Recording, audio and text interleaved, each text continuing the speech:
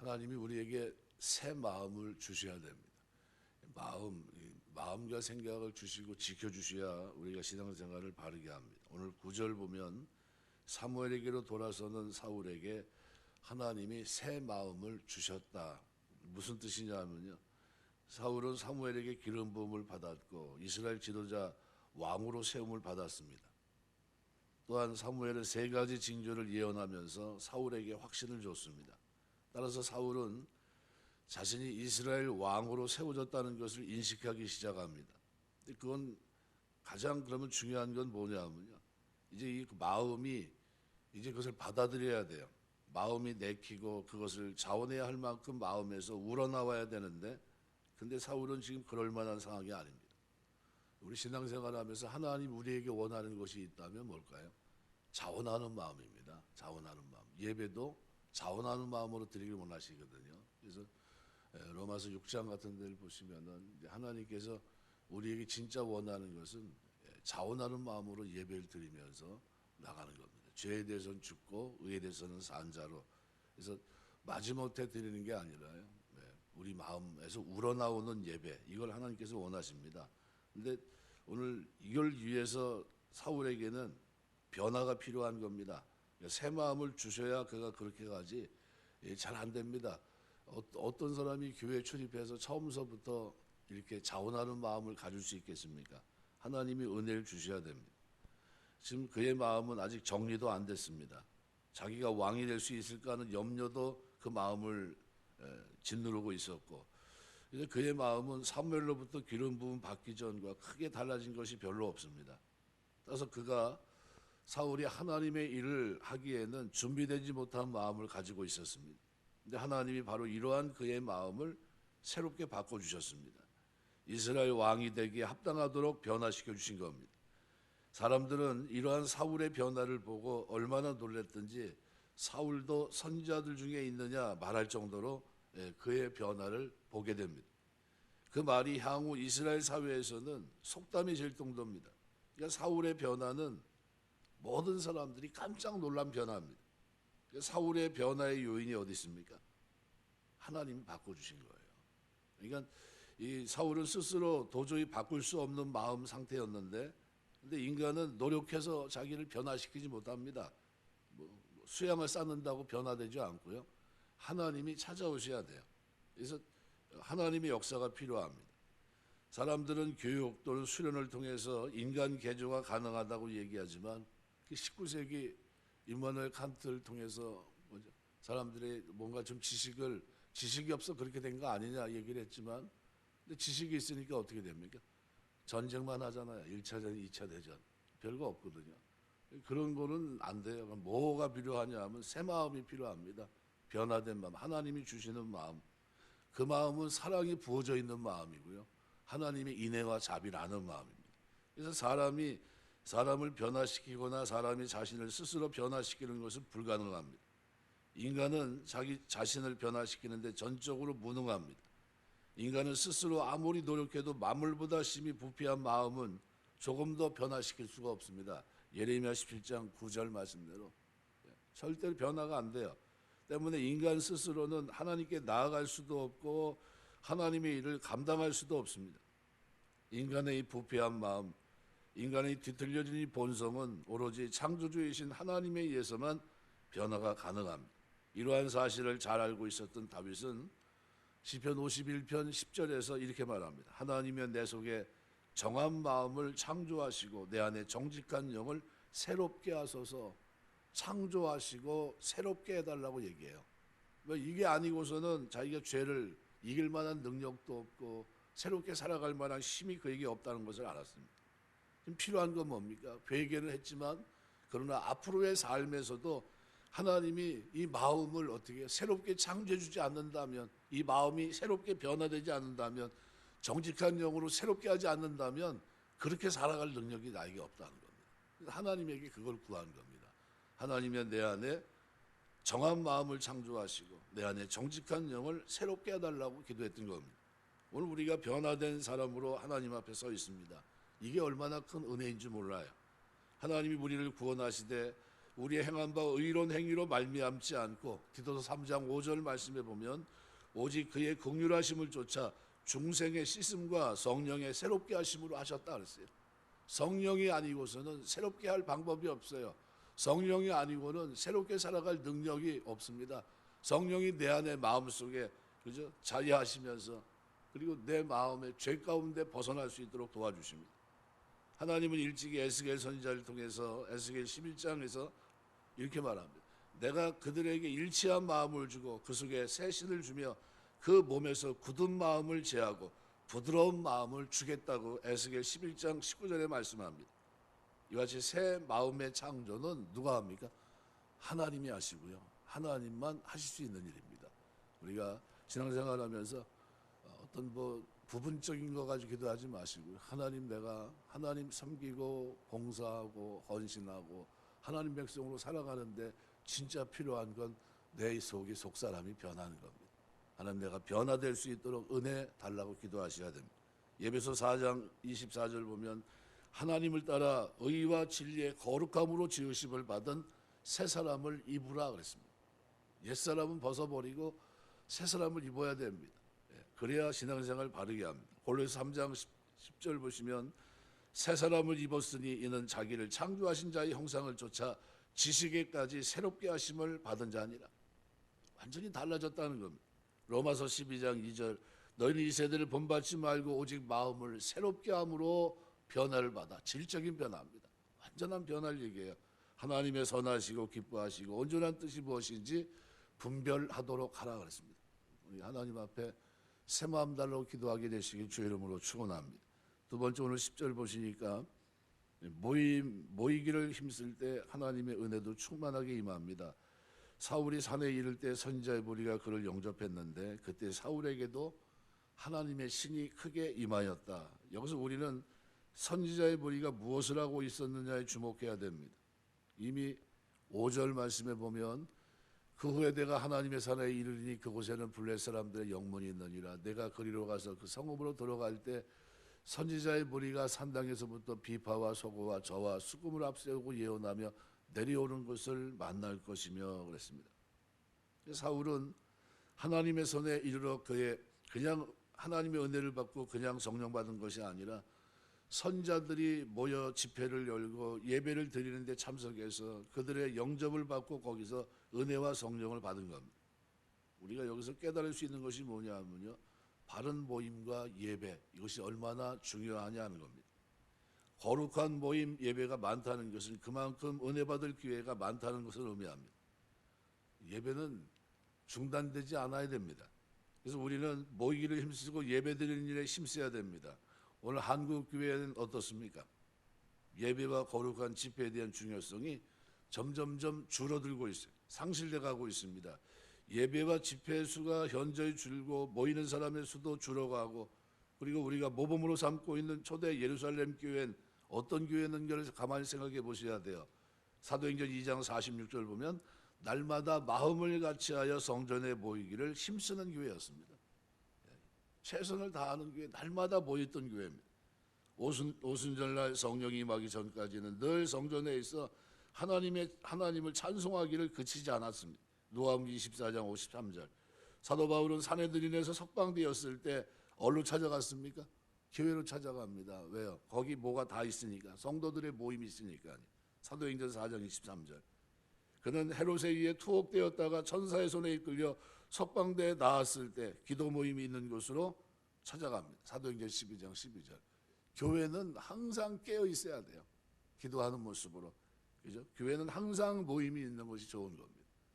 정적을, 그죠?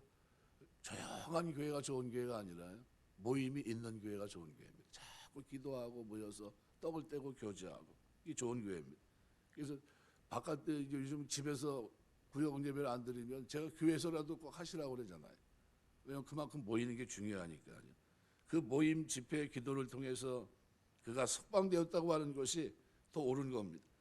예루살렘 교회는 기적이 일어나고 변화가 일어나는 교회입니다. 날마다 새로 믿는 성도를 더하게 하셨습니다. 뭐 때문에 그랬죠?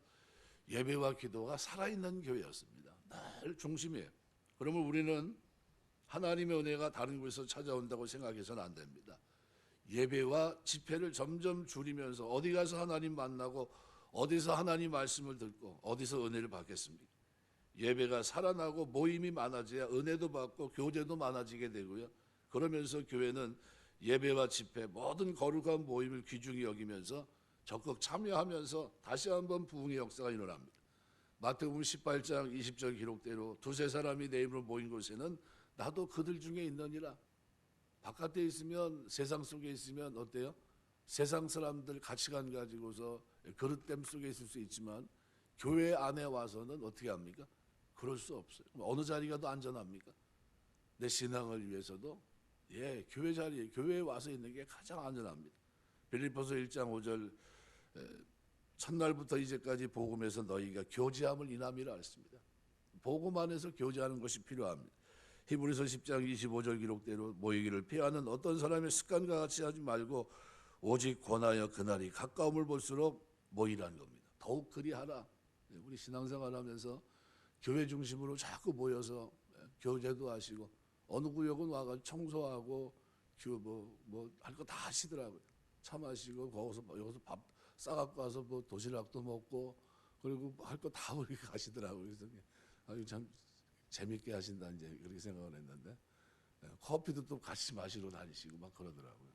그래서 이 교회 자꾸 오는 게 좋은 겁니다. 세 번째로 오늘 본문은 초신자를 사랑으로 영접할 때 교회가 부흥하게 됩니다. 관심입니다. 오늘 10절 보면 선지자의 무리가 사울을 영접했다는 말을 유심히 보셔야 됩니다. 사울에게 크게 임함으로 그가 그들 중에 예언을 했는데 10절 보면 그들이 산에 이를 때 선지자의 무리가 그를 영접하고 하나님의 영이 사울에게 크게 임함으로 영접했다. 사울은 비록 왕으로 기름 부음 받았고 전혀 믿음이 없는 사람은 아니라 할지라도 선지자 무리의 모임에서만큼은 초신자나 다름없습니다. 이러한 사울이 사무엘의 지시에 따라 선지자 집회에 참석했을 때 얼마나 낯설고 얼마나 어색했을까요? 그런데 그가 처음 참석한 집회에서 은혜를 받고 성령을 받았다고 하는 것은 그만큼 그 선지자 무리들이 사울을 어색하거나 부담스럽지 않도록 잘 영접해 줬다는 겁니다. 우리 여기 교회 부흥의 비결도 여기 있습니다. 기존의 성도들이 초신자들을 잘 영접하는데 교회 부흥의 비결이 있습니다. 그래서 교회마다 바나바 훈련을 해서 처음에 온 사람서부터 그죠? 정착하기까지 그리고 함께하면서 안내하고 가르치고 하는 일들을 하는 교회들이 참 많아요. 왜냐하면 그게 중요하니까요. 오늘날 한국 교회가 성장이 둔화됐다고 하지만 여전히 교회에 처음 나온 이들이 적지 않습니다. 그런데 왜 숫자가 자꾸 늘어나지 않냐면 변동이 없는 이유는 신앙생활을 중도에 포기하기 때문입니다. 포기하는 이유가 뭡니까? 관심이 없는 거예요. 누가 왔는지 누가 가는지 전혀 관심이 없어요. 교회마다 오래 믿고 서로 안변이 있는 성도끼리 모여서 교제하는 것은 쉬운데요. 초신자를 환영한다고 하는 세심한 관심을 가지고 사랑으로 지속적으로 영접하는 사람들이 적기 때문에 그렇습니다. 우리 신앙생활하면서 누가 깨어있는 사람입니까?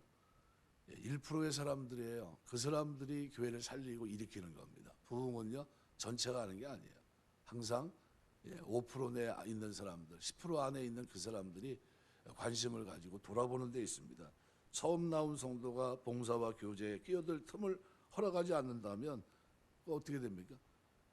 겉돌게 됩니다. 그러니까 대개 초신자들이 몇 주 나오다가 상처받고 안 나옵니다. 여기만 교회인가? 그리고 딴 데로 가버려요. 이 교회 부흥은 그래서 어떻게 해야 됩니까? 초신자를 기존의 성도들이 어떻게 대하느냐 이게 너무나 중요합니다. 기존의 성도들이 초신자를 뜨겁게 영접하고 신앙생활에 잘 적응할 수 있도록 도와주는 교회는 반드시 부흥합니다.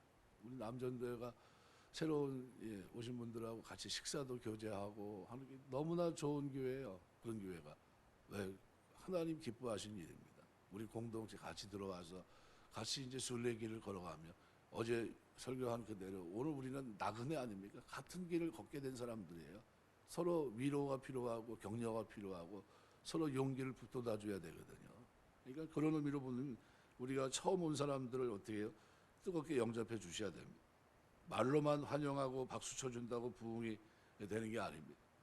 찾아온 초신자들을 제대로 영접하지 않는다면 떠나가게 돼요. 주님이 보내신 영혼을 실족하게 하는 것과 다름없습니다. 비록 초신자일지라도 우리 주님은 한 영혼을 천하보다 귀하게 여기셨고 잃어버린 한 영혼을 찾기 위해 목자의 심정으로 찾아다니셨습니다.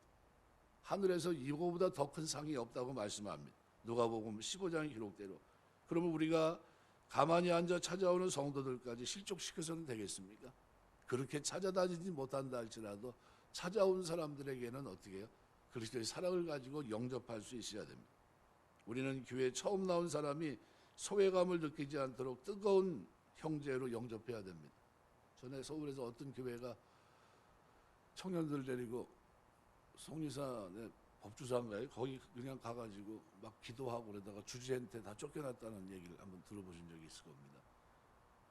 그 절에 가서 기도를 시켰어요. 청년들을 그냥 차 타고 가가지고 관광차 타고 가가지고 깜짝 놀랐을 거예요. 저거 뭐 하느냐고 봤더니 거기서 찬송 부르고 기도하고 사단아 물러가라고 있으니까 좀 막 나온 겁니다. 그래서 단지 쫓겨났는데 왜 그걸 했느냐 그랬더니 물어보니까 이렇게 되더라고요. 어떤 사람이 교회를 처음 왔을 때 낯선 그 모습에서 그때 그 장면, 처음 왔을 때 그 소외감 그리고 적응하지 못하는 그런 분위기 이거를 한번 맛보게 하고 싶어서 그래서 그렇게 했다는 거예요. 그러니까 좀 절에 가가지고 기도하는 게 그게 맞습니까?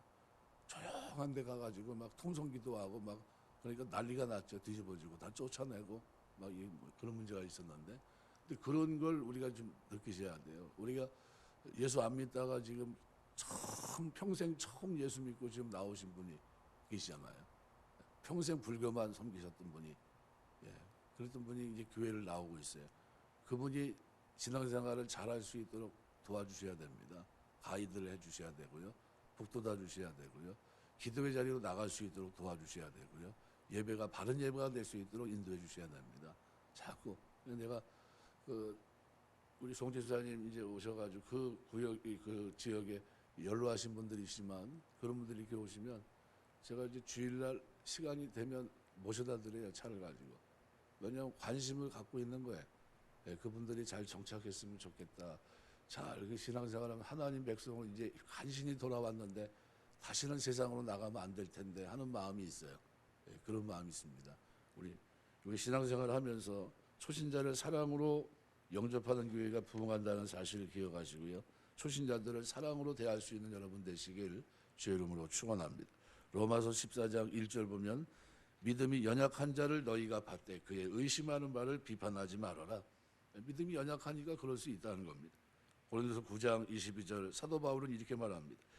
약한 자들에게는 내가 약한 자가 된 것 같이 약한 자들을 얻고자 하며 여러 사람에게 내가 여러 모양이 된 것은 아무쪼록 몇몇 사람을 구원코자 함이라 했습니다. 약한 자들에게는 내가 약한 자와 같이 된 것은 약한 자를 얻기 위함이다 그랬어요. 무슨 얘기입니까? 대화가 되려고. 가장 문제가 뭡니까? 대화가 돼야 돼. 대화가. 나는 저 고차원 말도 못 알아듣는 언어로 막 가지고 있고 이제 처음 온 사람은 지금 뭔 소리 하는 거야? 이러고 있으면 안 된다는 거죠.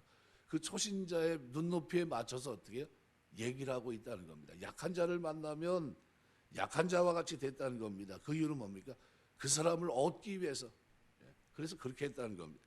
여러 사람의 내가 여러 모양이 된 것은 아무쪼록 몇몇 사람들을 다 구원할 수는 없겠지만 만나는 그 사람들을 구원하기 위해서 내가 그들의 모양으로 다가갔다는 겁니다.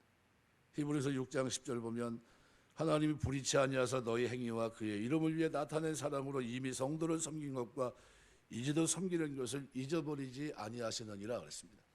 말씀을 맺겠습니다. 신앙생활에 가장 중요한 것은 뭡니까? 하나님이 우리 마음속에 새 마음 주셔야 돼요. 변화된 마음. 옛사람 벗어버리고 새 사람을 입고 살아가셔야 됩니다. 그래야 신앙생활을 사랑하며 살 수 있습니다. 새 마음 창조자는 하나님이 하십니다. 또 모이기를 힘쓸 때 예배에 힘쓸 때 하나님 은혜도 충만한 역사가 나타나게 되고요. 우리가 초신자를 사랑으로 영접할 때 교회도 부흥하고 그들 영혼도 하나님 앞에 바르게 세워집니다. 우리가 주님 섬기며 사는 동안에 늘 기도해야 되겠지만 가장 우선적으로 기도해야 될 것은 뭡니까?